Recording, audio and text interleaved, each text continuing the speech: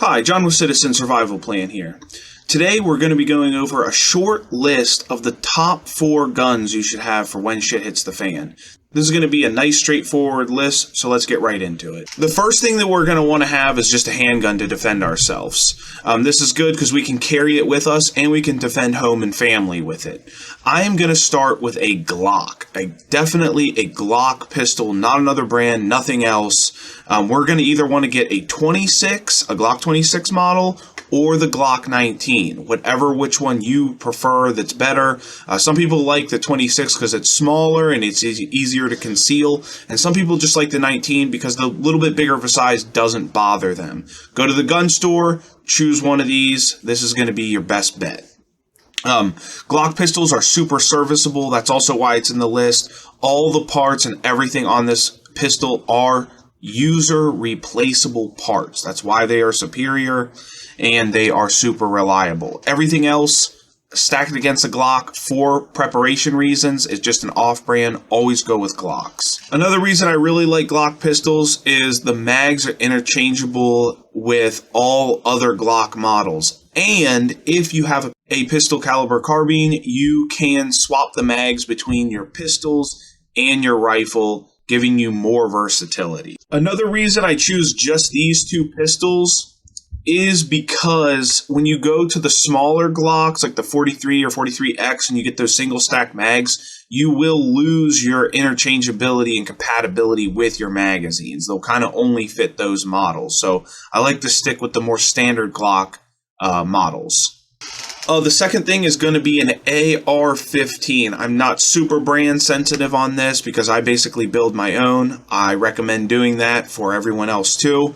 You learn a lot about them and you learn how to work on one when you build it yourself. I'm going to be very specific on how I want this particular rifle to be set up. The first thing I want to start with is I want it to be a 16-inch AR-15. That's the barrel. I want a 16-inch. This is a good size. It's very maneuverable, but it's not too short to where you're losing the velocity of that 5.56 round. That is what gives that round the power, is its velocity. When we cut down into those pistols and make them like 10-inch barrels, we're really losing a lot of velocity, which takes away from what this rifle is really capable of.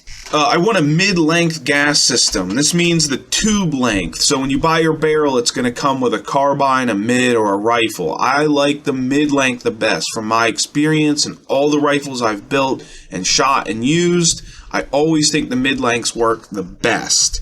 The gas seems to go through just right. I always get a nice ejection pattern on these, and I'm not overgassed, and I'm not undergassed with these. They seem to be the Goldilocks zone for the gas system for an AR-15. The carbine ones that I've built and run always seem to be overgassed, and they always have wild ejection real far out in front of me and stuff. It doesn't seem to work quite as good.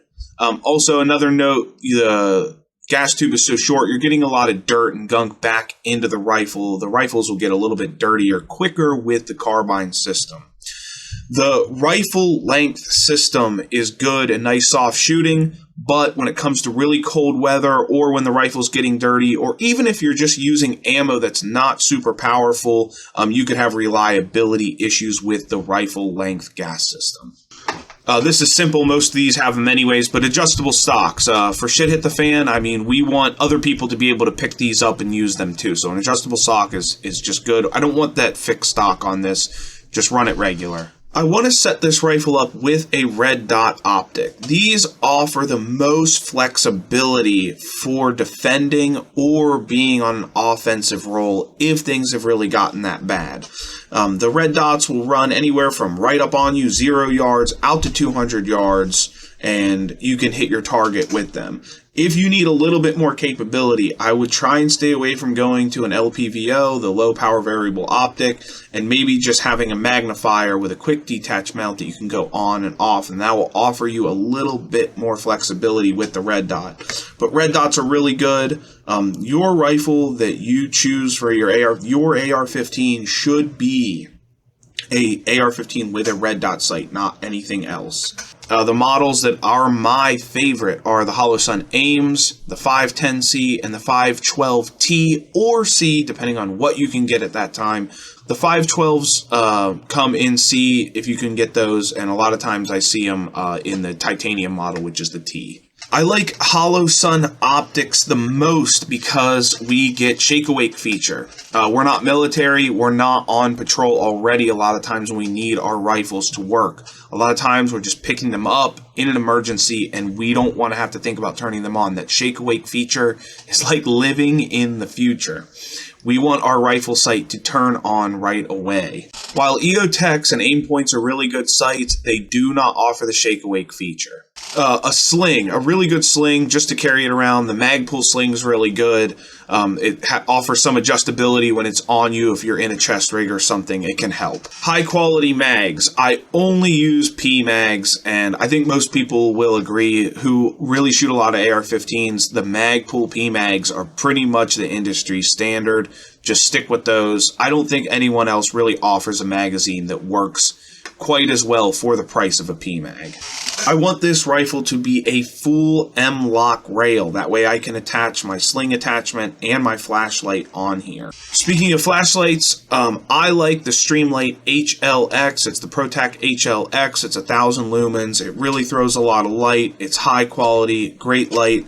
If you want to spend some extra money, the Surefire rifle lights work really great too. Wouldn't be an issue. I just have the Streamlight. Third on our list is a good 22 long rifle. Everyone's going to want one of these. This is a really good rifle to have. What comes to mind, as always, is the Ruger 1022, but I have a Mossberg that works really good, no issues with it, and we have some Marlins that are great rifles too. Just a 22 long rifle, an actual rifle. I'm not brand specific on them. Everyone really makes a good 22 long rifle. Ruger is just the biggest one. And another thing with the Rugers that I kind of like is you can get the high capacity 25 round magazines, and that can be used in a pinch for defense. I mean, nobody wants 25 rounds of 22 long rifles zipping at them in a hurry. Not good for whoever's coming up on you. Not ideal, but can be used. So this rifle can be used for hunting and a little bit of defense. Hunting small game is going to be really good with this rifle. Squirrels and bunnies or whatever you need to do. One note I want to make about this is I see a lot of comments saying, I don't need to store food or anything. I got a rifle and I can go hunt. I live in my grocery store, right? And that's what people like to say. I don't want to be hunting in an emergency. I don't want to go on an emergency hunting trip. We need to be storing food. So I don't want people to take having a hunting rifle, as having as much food as you need. That's not really going to be what you're going to be looking at. What's probably going to happen is an emergency is going to hit, cash and stuff aren't going to work. You're not going to be able to go to the grocery store. Shit has hit the fan at this point. I just want to be able to eat right away. Storing some canned or freeze-dried food is what you're going to have right away. We can go hunting later to supplement that food. So just a quick note. I see a lot of it in the comments. I really wanted to make a quick note about that. The last gun on this list really isn't a gun. This is more of a part. And this would be changing the upper on your AR-15 to suit more of a real hunting rifle. If you already have an AR-15, which is the second gun on this list, if it's the second gun you should be getting, this is probably something to consider. Instead of buying another gun like a bolt action, spending $1,000, you could just put another upper on your AR-15 and use it in a hunting role. I can get a AR-15 chambered in 300 Blackout or 350 Legend or even 6.5 Grendel. If you want to bag bigger game like a deer or something, you can use any of these calibers for that.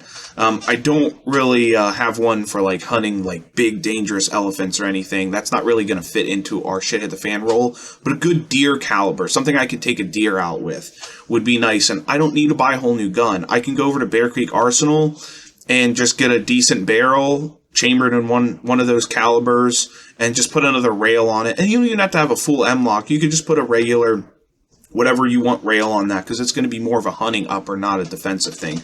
Another thing that I like about just changing an upper is it also gives you a little bit of flexibility, where now I have a rifle that's capable of a little bit more range.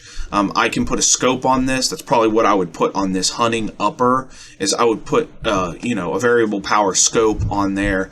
That way I can have a little bit longer range of a gun and have an upper that I can go hunting with. One note I want to make about shit hit the fan hunting is I see comments like this, and it's like never ending, right? Like, these people always bring this up. I can't shoot a deer with a 223. It's illegal. Well, a 223 will kill a deer. It's probably not ideal. It's probably not the way you want to go. But I want you to imagine the situation that you're in here, right? Shit has hit the fan. Like, the world is burning. No one's using cash. You cannot swipe your credit card. You cannot go to the grocery store. The last thing that I'm worried about is shooting a deer with a caliber that's not approved by my government. You know, I don't think the game warden's going to be out there writing citations for using the wrong caliber. You know, the world is now on fire. If you need to shoot a deer with an AR-15 in a pinch, it certainly can be done.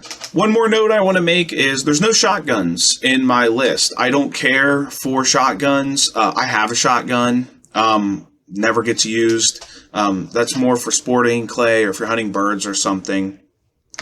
I want you to keep in mind other people are going to be using the guns in a SHTF scenario where you might have them sitting in the house for not just you to use, but someone else might need to pick it up. I hate 12 gauge shotguns for this. The most guns I see people struggle with is a 12 gauge shotgun just because of that ultra heavy recoil. You hand it to your wife or somebody who is, maybe younger and not that experienced with guns or in smaller stature. The recoil just beats them up and they're uncomfortable with it. They don't use it very well. Shotguns are more of for someone who really knows what they're doing. I really like AR-15s. The shotgun, yeah, just keep in mind, it's going to be overwhelming for most people to use. It's also harder to hook up lights and attachments to the shotgun. We're going to have limited capacity with the ammo, and it's really only good for short range. So shotguns are very, very specific weapons, guns, whatever you want. But yeah, there's no shotgun. I knew there's going to be comments, but I don't care about a shotgun. That's my opinion. Other people, if you want to have a shotgun, then that's not a problem. My final thoughts on this, you don't need a ton of guns for SHTF. If you're trying to prepare a good pistol, a good AR-15, the way that I said it needed to be set up, and an extra upper and a 22. I mean, that's really all you actually need. You don't need to have an arsenal to fill an entire gun safe for your preparedness needs. Thanks for watching. This is John with Citizen Survival Plan. I hope you enjoyed the video, and we'll see you in the next one.